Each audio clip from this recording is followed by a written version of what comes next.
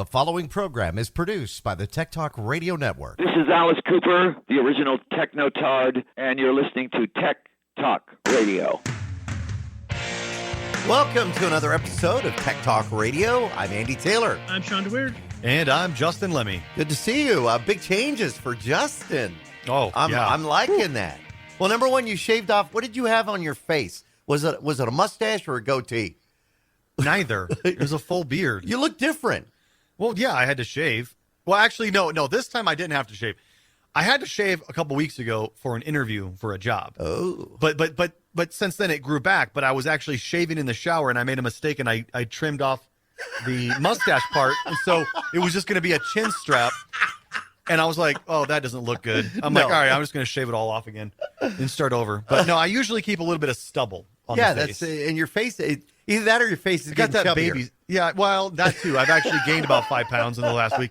No, seriously, I was on a work trip. Right. I went from Denver, which at the time was like 25 degrees and snowing, down to sunny Florida. And I went to Panama City, Florida for work. But, work trips, you're not eating the best. So, yeah, I went out and, had food at restaurants every single night. It was like 3 nights. So, yeah, I didn't really, eat the best. So, yeah, I'm kind of feeling it physically now. I gained a couple pounds over the past couple weeks. Now, it was funny because I think the day before you left, I saw the governor there, DeSantis, was talking about the fires that they had. Yeah, that was like a mile away from my hotel. So were you getting like completely smoked out? No. So it was funny. The morning before I left, I was watching the morning news here in Denver. Mm-hmm. And you know how they have that little ticker at the bottom of the screen that, ticks across all the different news stories? Yeah. And it said, major fires in Panama City, Florida affecting homes. I'm like, oh, you got to be kidding me. That's where you're going. I was like, that's where I'm going. So I called the hotel and I'm like, are you guys evacuating? They're like, no, the fire's close, but it's actually going the other way. It's burning east, not west. And so I was west of the fire. But yeah, I mean, you could see the smoke from where the hotel was. Yeah. I covered wildfires when I lived in San Diego. Justin, you might remember when Mount Laguna caught on fire. Oh, yeah. Oh, now how do you do that without getting the cameras covered in soot? And you don't? You don't. No. I've seen them with the MMJs out there and, the Multimedia Journalist, and they're constantly wiping the lens. Whoa. What was that? What, MMJ? Journalist. That's what they are. That's what they are. Why do you guys say it like that? They really are one-man bands. Or bands. There you go. Yep. Yeah, so people don't know, it used to be in the old days, if a journalist or, reporter was going out, you had a camera person, you had a tripod, and they had a truck. You had a truck, and they would cover you. But now a lot of these journalists, they go out by themselves, and they do the whole thing. Then they get in the truck, and they go back to the station. They don't even have trucks anymore. So how do they edit their video? Well, they edit in the front seat of their Jeep. Yeah. Wow. They edit laptop. it. Yeah, on the front, and then what they do is they upload it back to the station, either using just a USB, LTE cellular device, if they want to upload the raw package, or if they're trying to do a live shot. They still don't even have trucks anymore. Like, you never see a truck out in what you do is they have these things called, there's a couple different companies that do it. Teradek, LiveView, and Dejero are the three. TVU also. Well, TVU is more, I guess you could count. Yeah, TVU, definitely. Yeah. So there's like 4 major companies that do it. But what they do is they use cellular bonding. So you have a device that will have, let's say, an AT&T USB cellular device, a Sprint, a Verizon, and a T-Mobile or whatever. I mean, I'm just naming off ones. And it bonds all of that data and it sends it across all the various channels like AT&T, Verizon, Sprint. But then it all comes back together back at the station as one stream. So it splits it up. Wow. And then so that way, no matter where you are, you're probably going to get coverage. So you might be in an area that Sprint is not good at, but AT&T and Verizon have good coverage. So it uses those modems to send the live shot out. So you'll notice, like, if you're watching the news and they're doing a live shot and they might not be in a good area, you'll notice like pixelization. Yeah. It's not the live truck because microwave trucks don't really do that. I mean, kind of, but you'll notice the pixelization because they're using a Dejero or a TVU or a Teradek to send that live shot back to the station via cellular LTE. Now, the downside to some of these journalists that are doing this now is they don't have anybody watching their back. And I saw a video the other day. It was a reporter, and I wish I could remember where she was. She got hit by a car. She was doing her story, and a car just ran, boom. She goes down. She was live, but nobody else was with her, and she goes down, and you hear her, like, and then she gets up. You know, she's like continuing the report. I'm thinking that girl needs a hug and a trophy. Yeah, and needs a promotion, really. Yeah. No, you're right. I mean, that is true. That nobody's really watching the reporters back. And there was that one incident, and I'm not really going to go into it, but that one crazy incident that happened a few years ago. Yep. And again, nobody was watching their back, really. But she had a cameraman with her, and the cameraman was killed. Both of them were killed. Both of them killed. Yeah, that's right. So there's those. But those are kind of like few and far between. I mean, those are crazy psychotic incidents that happen. But still, what you're talking about, somebody getting hit by a car or whatever, yeah, a cameraman would be able to be like, hey, watch out, you're getting a little too close to the street or whatever. Yeah. But no, that's the thing is they're trying to cut costs, trying to do it. I would say 90% of the live shots you see are done with a live backpack or a bonded cellular device. Yeah, so a single person doing it with a camera, tripod, sticks, they call them. And the cellular bonding device. And also it forces these journalists to be technical because a lot of them don't understand the most basic technical stuff because they've never done anything technical. They've always had an IT person do it for them. So now they have to learn how to turn on the TVU, how to connect back to the station with the TVU, things like that. So they have to learn these technical aspects. When you think like in a bigger city like Denver, where they would have somebody always with them, or it doesn't work that way. Actually, in the bigger cities, they tend to expect you to go out and do it. Exactly, because of the fact that we have such good cellular coverage. Why do you need another cameraman there? I mean, you'll find, like, there's certain journalists that will always go out with the cameraman, and that's usually like in the morning show, because he does the thing where he walks around and he's showing off like this new location, this new restaurant. So he needs somebody to follow him while he's walking around the restaurant and showing off things. So, yeah, he has to have a camera guy.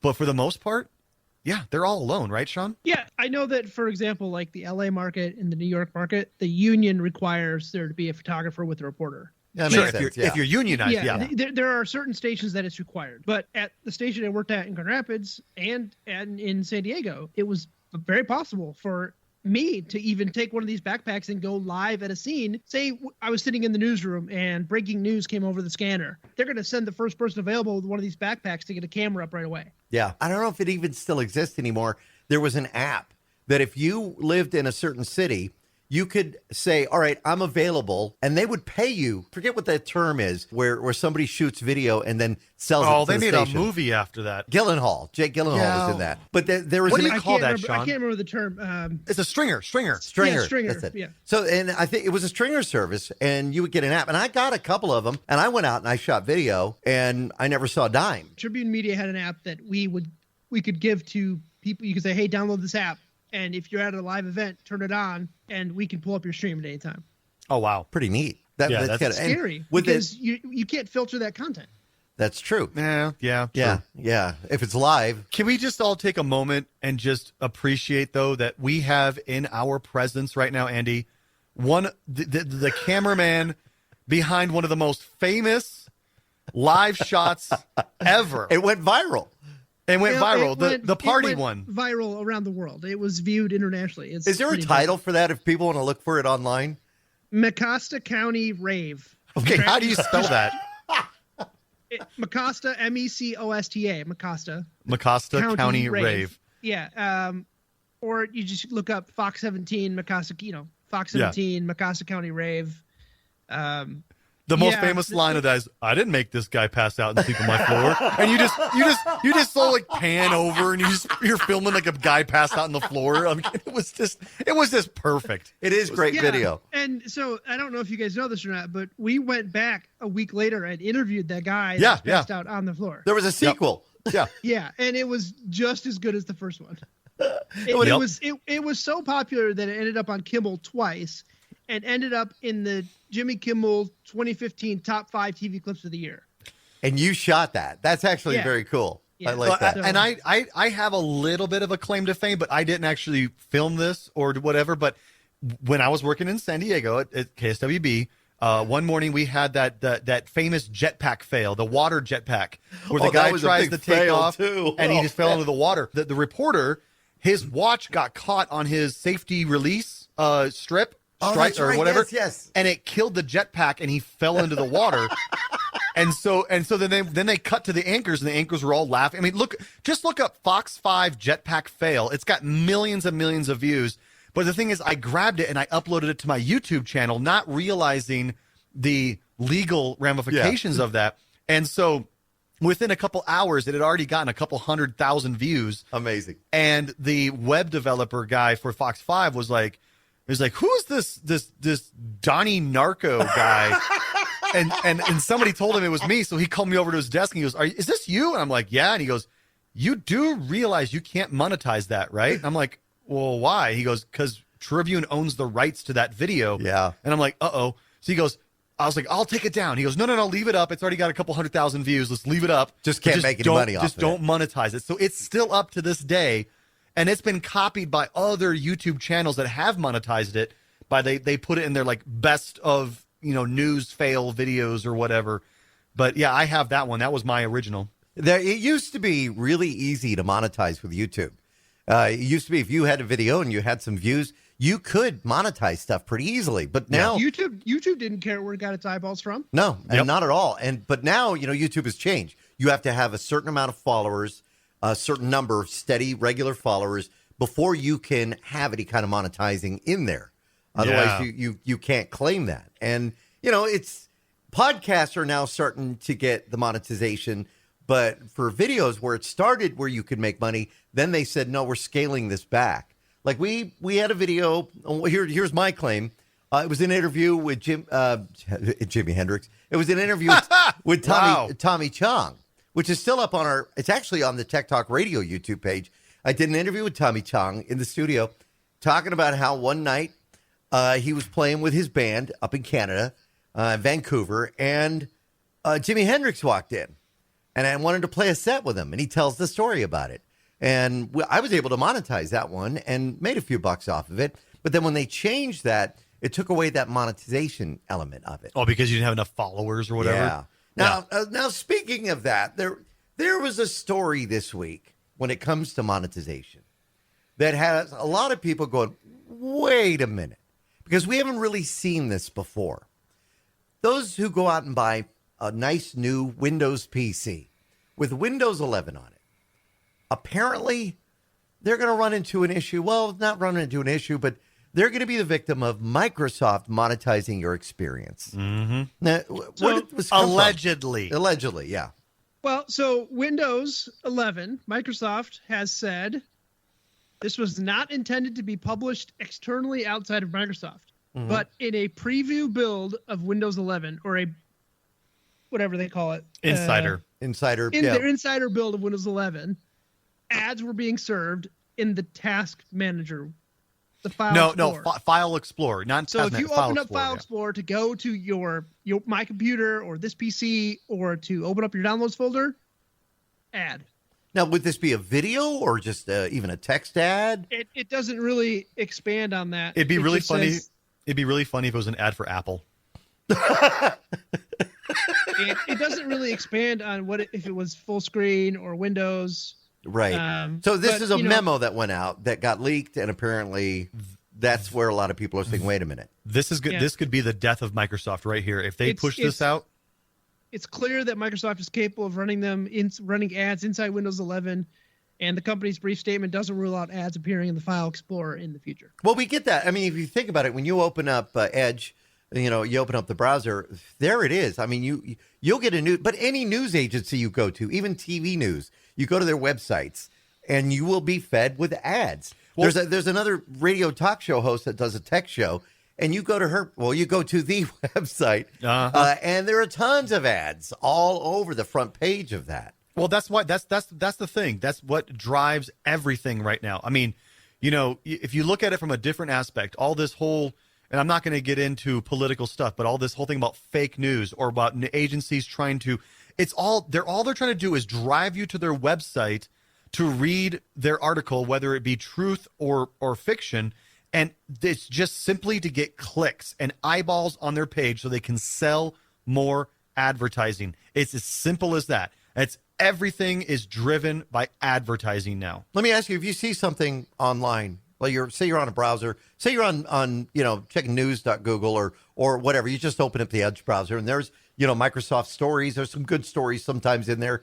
And then you see that story, and I saw this once, and this ticked me off. It said, young stars who died too early. And it was a photo of Mara Wilson. Now, if you remember Mara Wilson, she was in Mrs. Doubtfire. She's been tons of movies. Wait, the little girl? Yeah. She died? No. She's very much alive. Yeah. See? But you see, it was all like clickbait. So a lot of people would look at it and go, oh my God, I didn't know that little girl died. And you click on the story. No. The best way somebody explained this to me was go to the supermarket and look at all of the tabloids, right? They've got those shocking articles because you want to see, is it really true that so-and-so has cancer or so-and-so? Right? So you pick it up, you flip through it, you put it back down. But in those 3 or 4 pages you might have flipped through, there might have been 6 or 7 ads for different things on those pages. As they call them, impressions. Yeah. Impressions. Yeah. So there's nothing different about the internet and media like that. It's all it is they're trying to gain your attention. That's why it's called clickbait.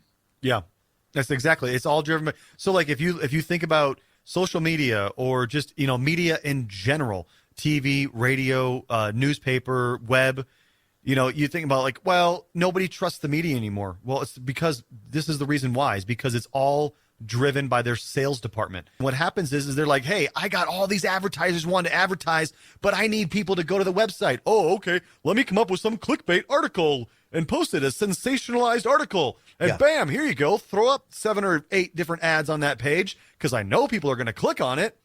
I saw something on one of the TV news channels here in Tucson, and I'm not going to say which one, but I was watching the news. This is a news broadcast. They're in a story. They go to the next story, and in that next story, it actually said sponsored. Yeah. And I thought, wait a minute, they're running a sponsored story during the newscast? Yep. And I'm wondering how prevalent that's going to be. It's going to get understand worse. That was paid for. It's going to get worse. To carry. Yep. Yeah, so I brought it up, and for those of you who are watching the video, you can see it, but I brought up where this ad was in his Windows 11 preview build. So it was in a banner within the File Explorer that just says, hey, look at this, something about Microsoft Editor, click here to learn more. So it's trying to sell him or impress upon him that he needs to go learn more about Microsoft Editor. Well, could Microsoft use it, though, to kind of show its other products? I mean, are they going to be doing it to, hey, we're getting money from Ford, or we're getting money from, one of Tesla? Well, of course they could. They're doing it for the Microsoft products because they don't have advertisers that are paying for a preview build. They're going to put their own stuff in there right now. But yeah, eventually you're going to see those. Yeah. I mean, click on the start. If you're sitting on or if you're near a computer when you get home, click on the start menu of your computer. If you have Windows, you're going to see ads right there. You're going to see Candy Crush. You're going to see other things. You're going to see the weather and time, and you're going to get served ads based on things you have on your computer installed, or just because it's connected to the internet. And let me take this to a different direction too. You go to Google. You type in any type of your, like, let's say you heard about this new mobile game. All right. Clash of Chefs, let's call it. Okay. Okay. I don't even know that's a real thing. Clash of Chefs, right? It's it names after the Clash of Clans and all that. Sounds like Burger Time. If you remember Burger Time. Yeah. Basically. Yeah. So let's say you look it up on Google. What is Clash of Chefs? Clash. You had to pick one that was hard for you to say, right? I know, right? Clash of Chefs. And all of a sudden now, in every single search you're going to do anywhere else, on your phone, on your social media, you're going to start seeing ads for Clash of Chefs because they all sell their own data to each other saying, hey, I got somebody over here. They looked up Clash of Chefs and they're like, oh, okay, let's go ahead and serve them an ad. Yeah. People have to understand that when they look up something, it's suddenly sent out to everybody. They're looking this up. If you've looked at tires, suddenly you'll get ads for tires. I've told this story so many times in the past that one time I wanted to test out the Google and Alexa in my house. Mm-hmm. So I would walk around and talk about Ferraris and Bugattis and Lamborghinis all weekend, just loudly talking about them. And sure enough, on Facebook on Monday morning, I got ads for Ferraris and Lamborghinis and high expensive cars and F1 racing. Yeah. That's what they do. Yeah, because I've been looking for video cards. So, I ended up getting, just so I could finish the build, just a 1050. It wasn't a 1080. It was a 1050. Sure. Which is, it's a 4 gigabyte card. So I started looking because I don't know if you guys know this, but cards are beginning to flood the market again. Yeah, that's good. And which is great. And we're starting to see 3050s, 3080s, 3090s at a reasonable price available again from your local people as well as Amazon. And you can get it next day. So if you've been waiting for a graphics card. So I've been looking. Well, sure enough, I used Google to start looking. And now even in Facebook, in social media, on other pages, I'm starting to see ads for graphics cards. I've got a couple solutions for that problem and the problem that we just got done talking about with advertising in Windows. So the solution to your problem right there, Andy, about going to Google and typing in something and now you're getting served ads. Yeah. Don't use Google anymore. Use duckduckgo.com. I saw ads for Duckduckgo. Yeah. Really? I have switched out all of my search engines for DuckDuckGo because DuckDuckGo is almost as good as Google, but it doesn't care what you search for, and it will not sell your data to anybody. It does not do that. So in those ads, when they say we don't care, it's none of our business, they really mean that? DuckDuckGo? Yeah, exactly. Yeah, they don't care. They don't sell your information. They don't sell what you're searching for to anybody else. But like the thing with Google, you think about it, almost everybody's got a Gmail account. So when you go to google.com, you're already automatically signed into your Gmail account. Yeah. And it tracks everything you search because they sell that information to other advertisers. Say, hey, we got a guy over here interested in Bugattis and Lamborghinis. Start serving the ads. Got it. But DuckDuckGo is like, whatever. Now, how do they monetize themselves though? If I don't think they do. So, I think it's like a nonprofit or something. Wow, I don't know. We need to look that up. Yeah, I'm not sure exactly. Shawn, maybe you want to look that up. But while Shawn's looking that up, because he's our official researcher of Tech Talk Radio, right? The other thing about having ads served to you in Windows or just anywhere on your network, whether it be your smart television or your computer or your phone, one of the things you can do at home, and we talked about this in the past, is get yourself a Raspberry Pi and install PiHole. Now, I know that sounds funny. PiHole, P-I-hole. Right. And it is a local DNS server that you point all of your devices at. So like on your router, if you log into your router, it'll let you type in what you want your DNS server to be. You would type in the local IP address of your PiHole, and what happens is all internet requests from your smart TV, from your phone, from your computer, from your smart toaster, all of those requests get sent through the PiHole, and PiHole keeps a massive database of ad-serving domains, and it blocks all of them. So what do you get? You get like a blank square, or? Well, first off, your internet loads a heck of a lot faster because you're not having to wait on all those ads to show up on the page.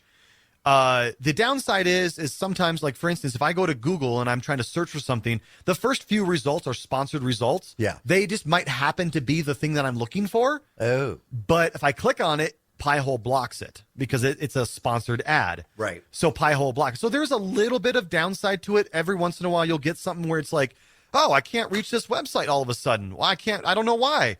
Oh, it's because PiHole's blocking it. But then you can go into PiHole's web interface and just quickly whitelist it, which means to allow it to go through. Now, is setting up a Raspberry Pi difficult? Raspberry Pi in itself, no, especially the PiHole. PiHole, all you need to do is have an SD card. You go to the PiHole.net, so it's pi-hole, H-O-L-E.net, PiHole.net. You download their image. You burn the entire image to your SD card using a SD card image burner application. You simply put that card into your Raspberry Pi, boot your Raspberry Pi, your local network will find it, then you can get in and you can configure all the settings. Like, I want to set this IP address, and I want to set this upstream DNS server. Because, again, the PiHole doesn't know all DNS. It only knows the list of all the bad stuff. If it doesn't know it, it will forward it onto, let's say, Google DNS or your local ISP's DNS or whatever. But you set all of your devices to look at the PiHole as the DNS server. Now, if you don't know what DNS means, it means domain name service. So when you go to facebook.com, you're not going to facebook.com. You're going to 172.85.247.39. Right. How are you going to remember that? You don't. You remember facebook.com. That's what DNS does. It ties a name to an IP address. Like a home address, but here's an easy way to remember. This is where Bob lives. This is where John lives. Yeah, exactly. So that's what DNS is. So this PiHole is super simple to set up, and it's free. Well, PiHole's free, but you need to buy a Raspberry Pi. And as Shawn was mentioning earlier, right? Shawn, what did you say? You can't find a Raspberry Pi right now because normally they go for like $35. Yeah, they're cheap. Yeah, you can't if you can find them in stock. If you're lucky, you're going to pay $65-$75 for a third edition or third model. Oof. Upwards of $100 for a fourth model, or the all-in-one that Andy has, the keyboard and everything in one. Yeah, I've got the 400. They've got several versions, but there are several websites that you can use that track inventory and stuff, but they're not cheap right now. And honestly, for a PiHole, I have mine running in a Pi Zero, which is a super simple, tiny version of a Pi. It's not very powerful, but it doesn't need to be because it's just running DNS. You just basically set it up, hook it to your router, and that's it. You don't have to do anything else. And you point your devices at that as their DNS server. Right. Now, does it also help with mobile devices within the Absolutely. house? Yes, because you're in the house, you're connected to your Wi-Fi. Your Wi-Fi looks at the PiHole for DNS. So even on my phone, I don't get ads. But if I go outside the house, all of a sudden those same websites are filled with ads. Oh, okay. All right. We got to take a break. We come back. Security warning for those that are going to be doing any traveling. Spring break, of course, is in effect for depending on where you live. That might be going on. So we want to get a little security advice. We'll see if Shawn was able to find out anything on that. We'll be back with more of Tech Talk Radio. Find us on the web at techtalkradio.com. We'll be right back. And now, back to Tech Talk Radio. So during the break, I was able to go to Duckduckgo's website, to their privacy section, and kind of learn a little bit more about exactly what they do and don't collect. All right. So earlier we were talking about Duckduckgo, and we were thinking, how do they make money? What if they're saying, Justin, you're saying they're one of the best browsers to use if you're really concerned about privacy. Yeah. Yes. All right. So unless you want to use like Tor or something like that. Right. Yeah, there are other alternatives that are even more anonymous, but.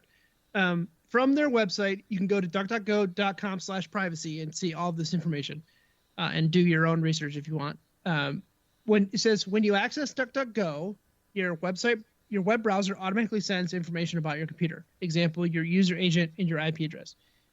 Because this information can be used to link to your searches, we do not store it at all. So they don't store your user agent and your IP. So any information your computer is sending, except for what you type in, because they obviously have to store that so they can aggregate the data. And then by default, no cookies are accepted, and cookies are trackers from other websites that leave breadcrumbs, essentially, or cookie crumbs, to track where you've been around the web and help aggregate data that way. I think I did a good idea of explaining cookies. Well, for a lot of people who don't know, too, like when you go to a website, it may deliver a cookie to you. Sure. And you may get that notice now that says, do you want to accept these? Oh, gosh, those are so annoying. Right? And if you do, then they'll just sit on your computer, and that's how they look and go, oh, he's been here before. He was here last week. Mm-hmm. So that's basically how a cookie works. And, people always say, delete your cookies, which is a good thing. Yeah, so DuckDuckGo doesn't store any of that. So when they do sell data, if they do, your searches for American flags can't be tied back to you. They can just know that somebody searched for American flags. Now, it does say that they have some monetization between Amazon and eBay. Mm-hmm. So if you search for something and a search result populates an Amazon or an eBay link, by clicking on that link, Amazon knows you came here because of DuckDuckGo. Sure. Not if you have a PiHole, though. Right. If you have a PiHole, it's going to block that. Right. So if you make that purchase on Amazon then says, hey, DuckDuckGo, somebody made a purchase by clicking on your link. Here's $5 or whatever the cost is for that. Right. So they do make some money that way, but they're not saving the information that can tie those searches for the American flag back to you that's via a your huge IP address and public record and other things like that. Yeah, that's a huge thing, though. That's the problem with Google, and I'm assuming probably Safari, because it's tied to your Apple account, is that they're selling your data based on who you are, and that's what you're why looking for. And what you're looking for. That's why you see the same kind of ads over and over and over again on social media and websites, is because they're like, hey, we know Andy likes Hallmark movies. Let's go ahead and send them ads based on Hallmark movies. Or let's send them ads for the competitor, Lifetime. There you go. Or well, Oxygen. you like those too. Yeah, those aren't Yeah. bad. I like the new Lifetime murder mysteries. Those are good. Yeah. But actually, so when you look at the business model for this, for what DuckDuckGo is doing, actually that makes sense, because think about it.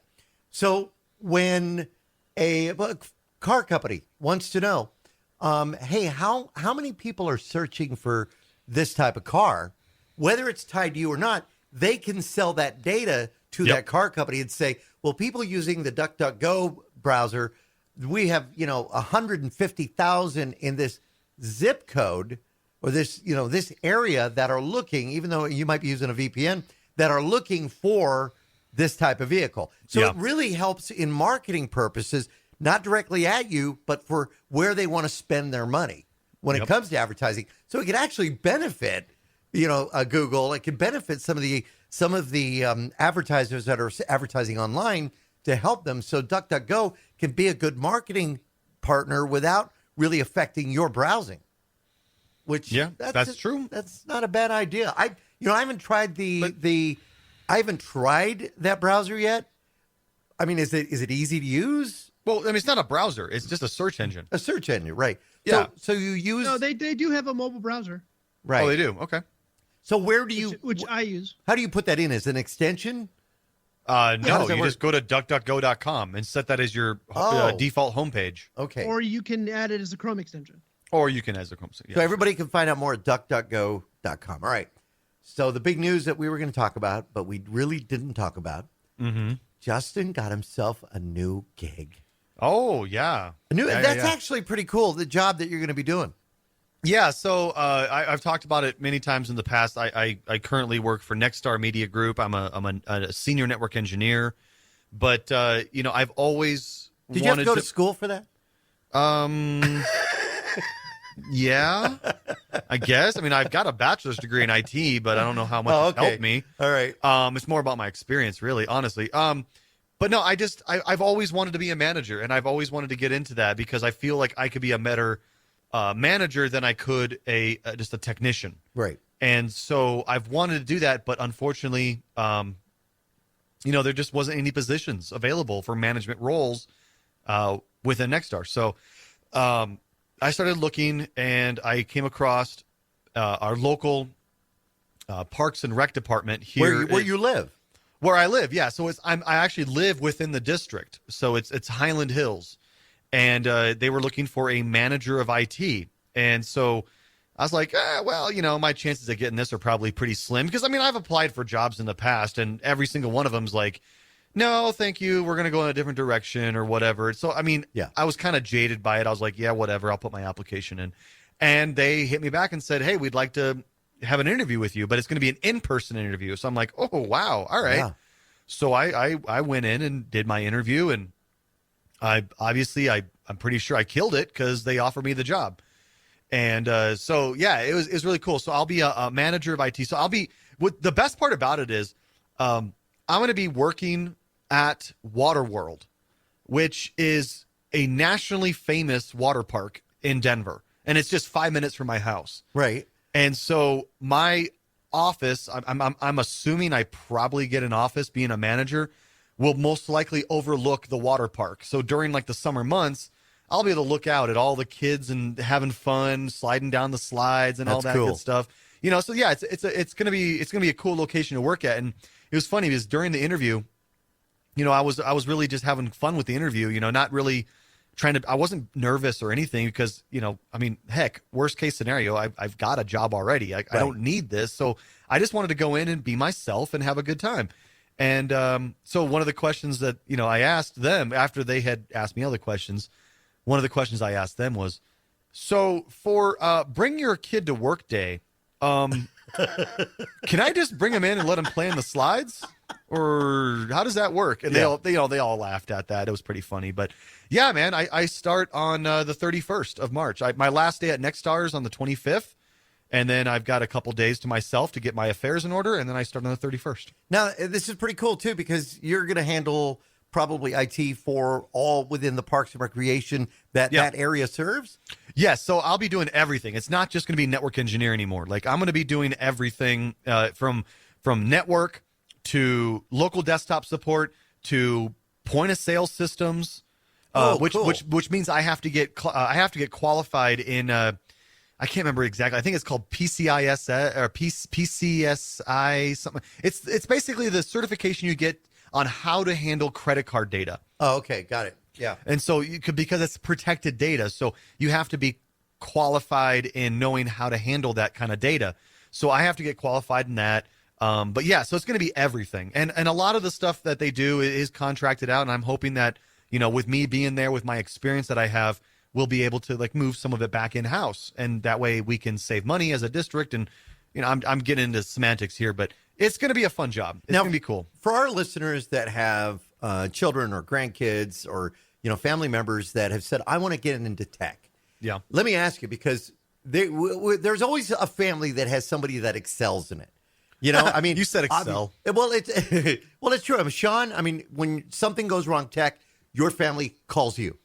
They say he knows what he's doing. I'll call him. More often than not, I get those phone calls, especially from my in-laws and my parents. And look at how excited Shawn is to answer that question.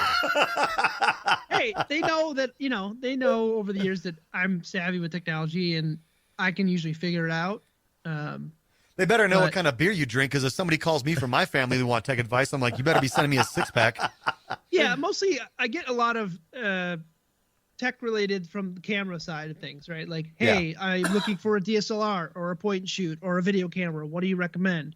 Well, the first question I have is, what's your budget? Yeah. Because that can really determine how fast I can find you something or kind of narrow the scope of what I'm looking for. So I was funny because I was in Walmart the other day, and this woman was looking for a television, and she started explaining to this guy who I see all the time, because I go into this one all the time.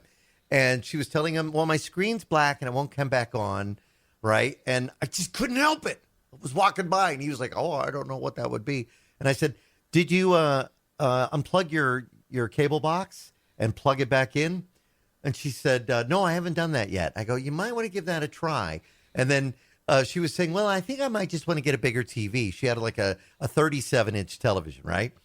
So, and I kept walking, and I walked away, and she thanked me, and I walked away, but I heard the salesman, not once did he ask her, how big is your room? She wanted a 60-inch television, what she wanted to buy. Not once did he ask how big is her room and all that. And it's like, because he's a Walmart salesman. They don't get paid enough to care. Walmart just announced, though, they're doing this new tech thing, similar to what I think we've seen with Best Buy and others. They're going to be doing a new thing where they're going to have tech experts in their field. So I'm thinking, okay, right?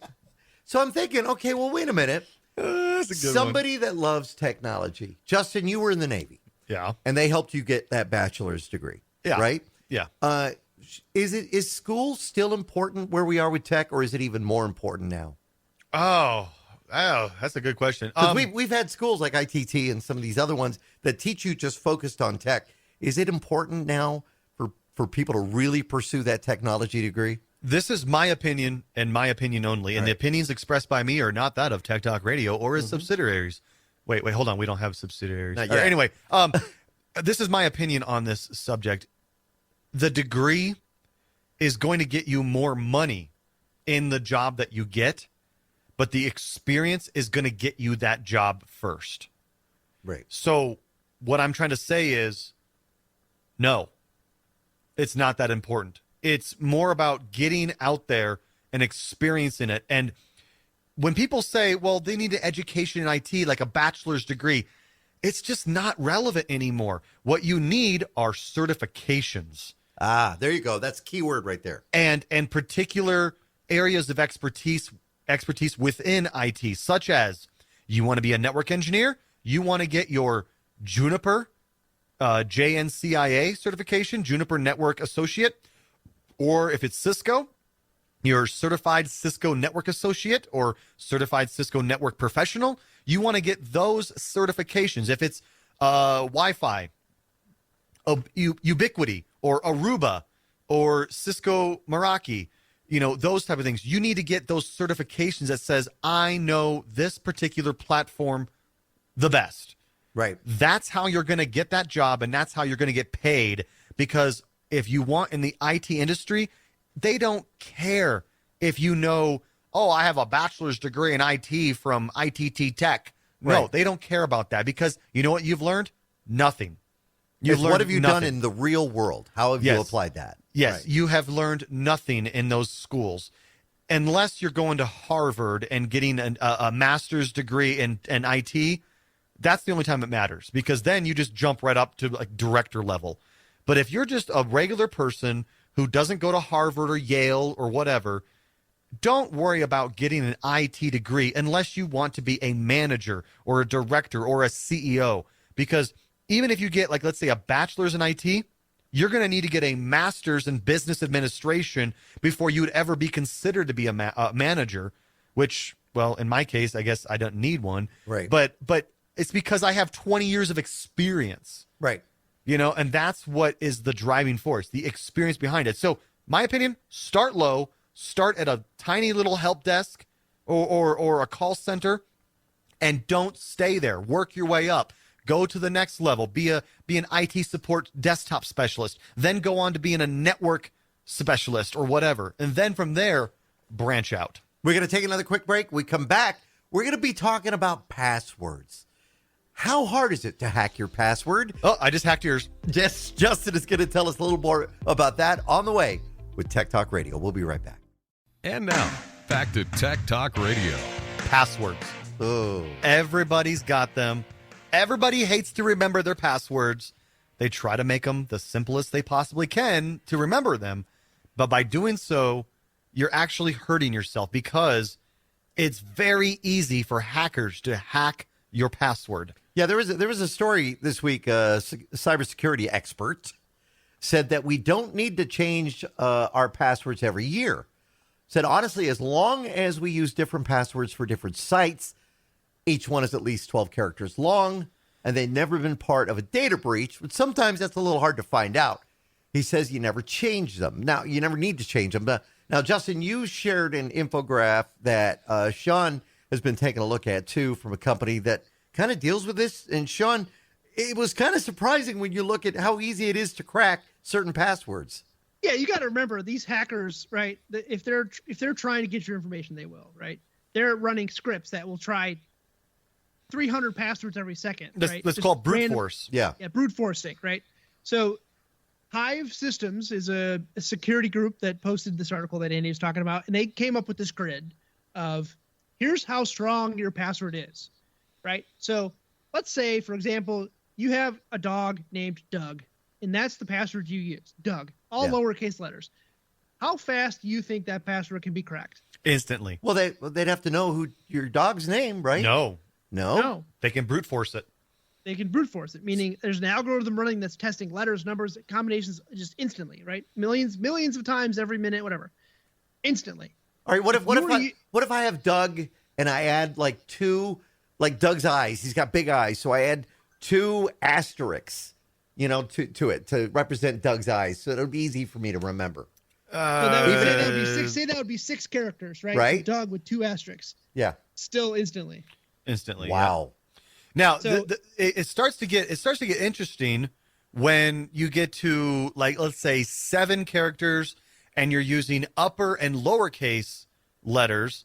Then it only takes 2 seconds to crack your password. 2 seconds. Yeah. Yeah. So they're saying pretty much if you want a really safe password, using a combination, this is every time you change your password, right? At work or somewhere, it's like use an uppercase, must contain a letter, must contain at least 8 letters, yada, yada, yada. Pay attention to that, because they're looking at all the security data and saying this combination of letters and numbers and symbols, it's getting harder and harder to crack, because the more letters and numbers and symbols you have, the larger the algorithm is that needs to be solved to crack a password. So, for instance, I'll try to help you visualize this graph that we're looking at here. Let's say, for instance, you have a 10-character password. All right. If it's numbers only, you can crack it instantly. Just numbers? Just numbers, you can crack it instantly. If it is 10 characters and lowercase letters, it takes 4 minutes. If it's 10 characters and upper and lowercase letters, it takes 3 days. If it's 10 characters, numbers, uppercase and lowercase, 3 weeks. Then, if it's 10 characters, numbers, uppercase, lowercase, letters, and symbols, it takes 5 months. Now, for the most complicated password on this graph, if you have an 18-character password and it's numbers, uppercase and lowercase letters, and symbols, can you take a guess on how long it would take you to crack that? A couple years? Try 438 trillion years. So it's saying that it would just take at the current computer speed. Yes, it would be uncrackable. Now, we've come a long way because we've had on the show before Elcomsoft. Now, Elcomsoft is a Russian-based company, so I don't know if people can even get their software anymore. They're great at this. And I've had that situation where you had a zip file. We weren't able to figure out the password. And using the Elcomsoft software, we were able to get into what we needed to do. And it did it, I want to say, maybe in about 5-6 hours, it was able to figure out what it was. Oh, really? Yeah. Now, with the current technology, even though it's faster, it's still making it more difficult when you use 18 characters. But most people will say, Justin, how do I track all that? Well, so that's a good question. A lot of people don't like to use those long character passwords because they don't want to track it. So what a lot of people do is a password manager. And I have one. I'm using 1Password. Mm-hmm. So the thing is all I have to remember is my master password. And yes, that's a long password to remember. But as long as I can keep my master password to myself, then once I unlock the vault, I have access to fill in all of my other passwords on all other websites. And it makes it easy because most websites you go to, it's going to give you a little icon next to the username and password, and it's going to say, do you want to use 1Password for this? And if you click on it, it's going to say, we found a password that you've already saved for this site. Do you want to fill it in? Yeah, sure. Why not? Boom, done. Logging in.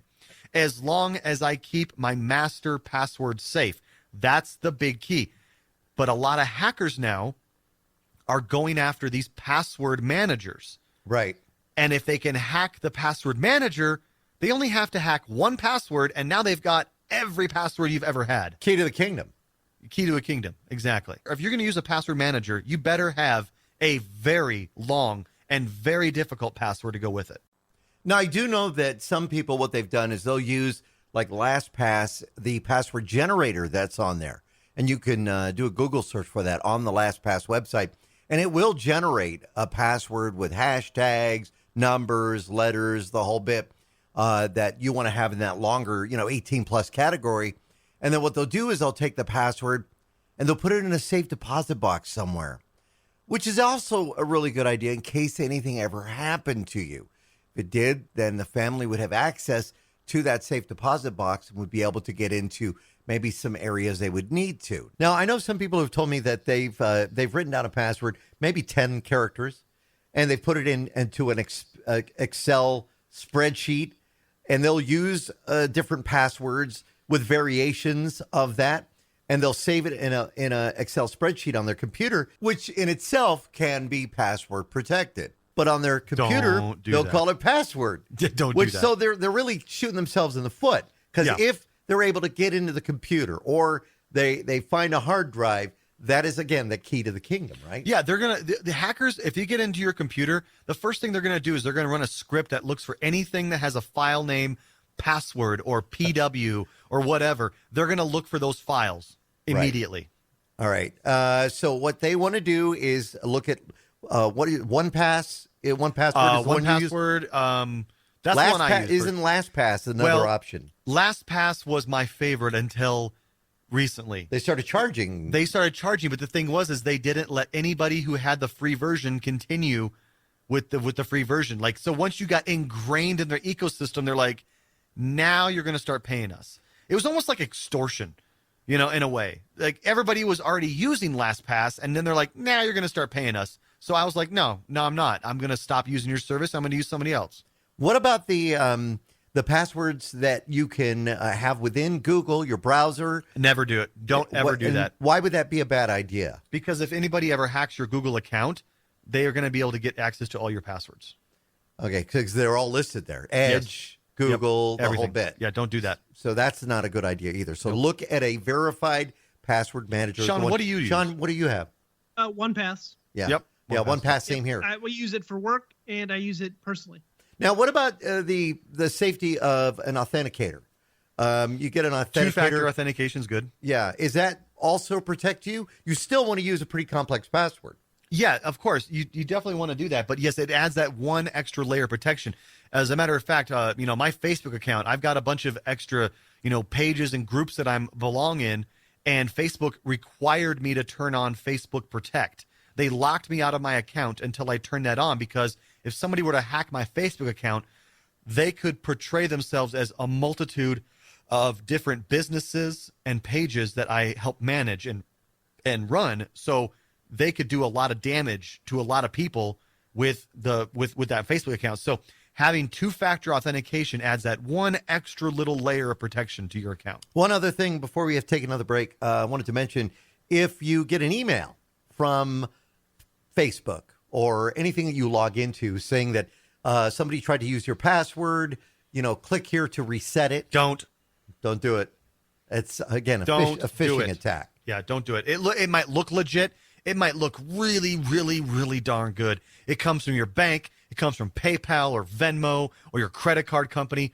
Don't click on any links in any email. If you have a problem, I'll always go to that website and log in with what I know is my credentials. And if I log in fine, it's like, okay, I'm not locked out. So somebody's trying to get my password or make me click on a link. Yeah. So don't ever do that. And one other tip too about your passwords: if you get a good password, don't write it down on a piece of paper and tape it underneath your keyboard, or put it somewhere on your desk where you could see it.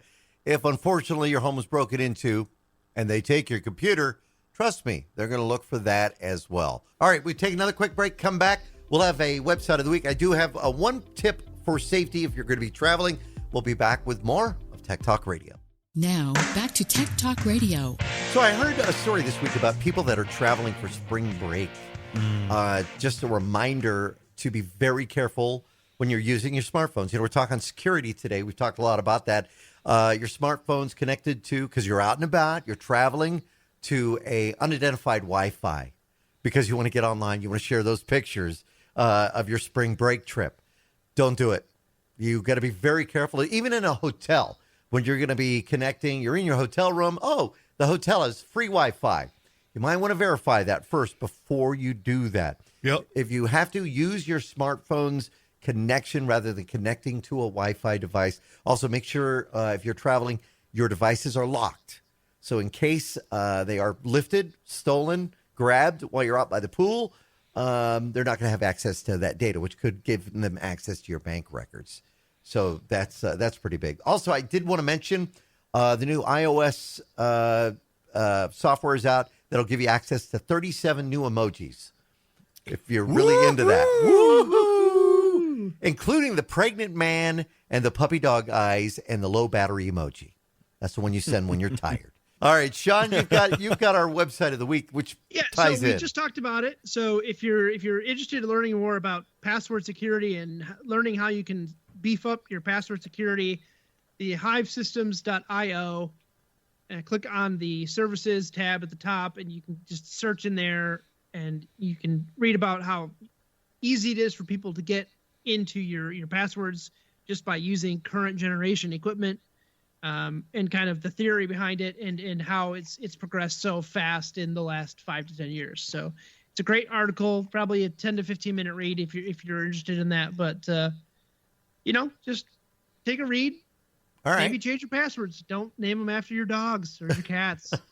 And, the big one, password. Or the street you used to live on, because you did that Facebook survey a few years ago where they asked you, what was the name of the street you lived on? What was your first dog's name?